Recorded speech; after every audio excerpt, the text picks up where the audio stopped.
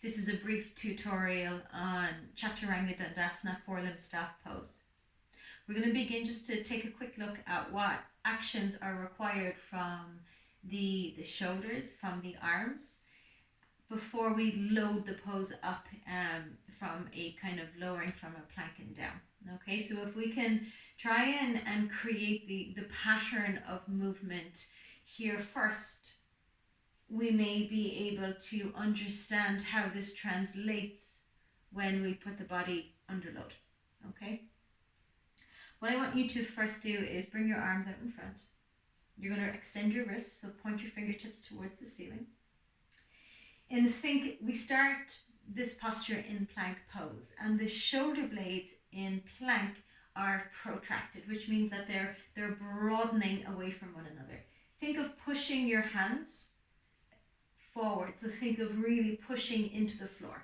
Okay, feel the shoulder blades broaden on the upper back. What we want to try and not do is let the shoulders come up towards the ears. So try and keep your shoulder blades depressed, so they're drawing down, but they're protracted, they're pushing away.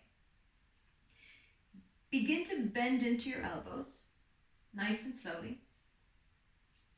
And as you start to pull your elbows back by the sides of your rib cage, we want to bring the shoulder blades into retraction.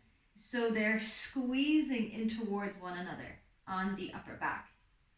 When we move into upward facing dog from Chaturanga, which is the next pose in its sequence, the shoulders, the scapula, are retracted and depressed. So we set that up before we transition into upward facing dog. That is a lot to do without the weight of your body down on top of it. We'll try that again. So bring your fingers to point up towards the ceiling. You're extending your wrist. Press the floor away, so protract the shoulder blades. Slowly start to bend into your elbows. I often like to pull down from the armpits just to require or recruit a little bit more strength through the kind of the lower sides of the ribs. And then bend the elbows. Start pulling your elbows back and down. And pause here for a moment. Squeeze the shoulder blades together as much as you can.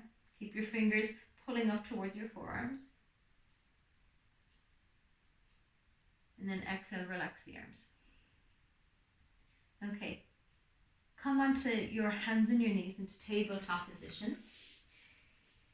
And we'll modify tabletop into a half a plank. Let the pelvis tilt slightly forward. Tuck your tail under. Draw your pubic bone towards your sternum. Spread your fingers. Wrap the eye of your elbow forward. Grip your fingertips. Now think of pushing your hands down and forward. So this is our plank pose. Look forward. And you're going to just slowly, we're going to just bend the elbows back 2 to 3 inches. And I want you to pause here.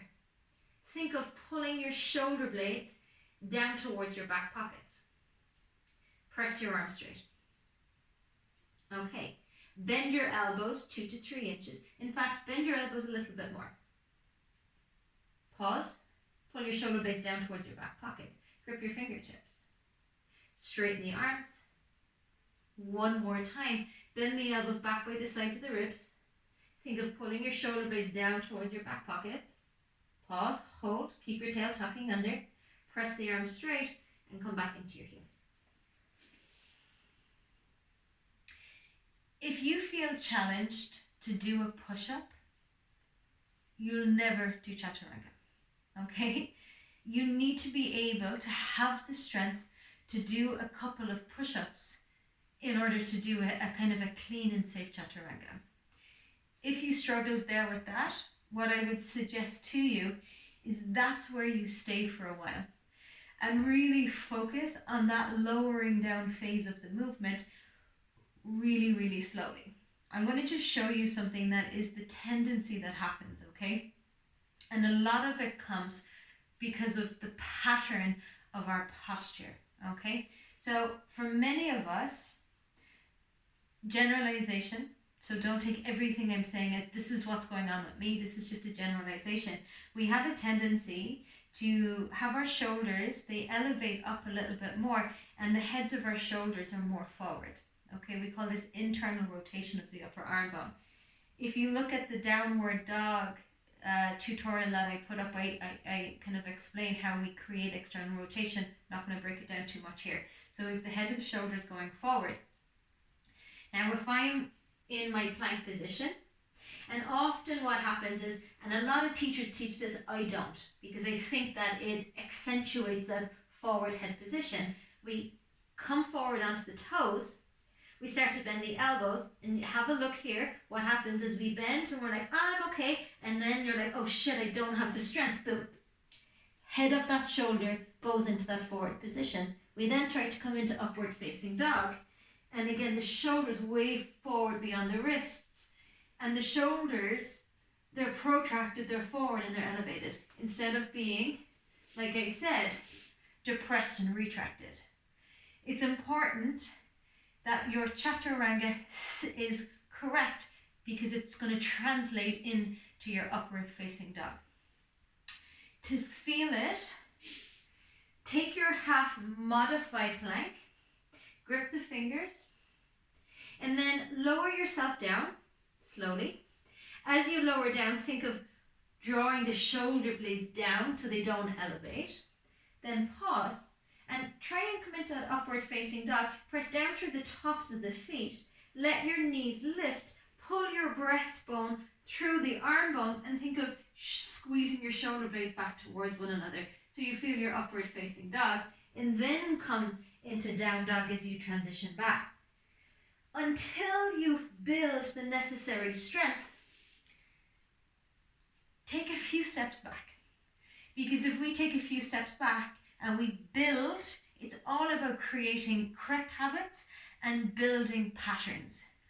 The brain loves patterns. Your nervous system, which controls movement, loves patterns, but it's a little bit lazy. So it will go to what it's used to first. So that's where we want to make sure that we slow things down, we regress a little bit and build the right patterning. Again, we'll come into that half plank, hips, pelvis sinking forward, tail tucking, posterior tilt to the pelvis.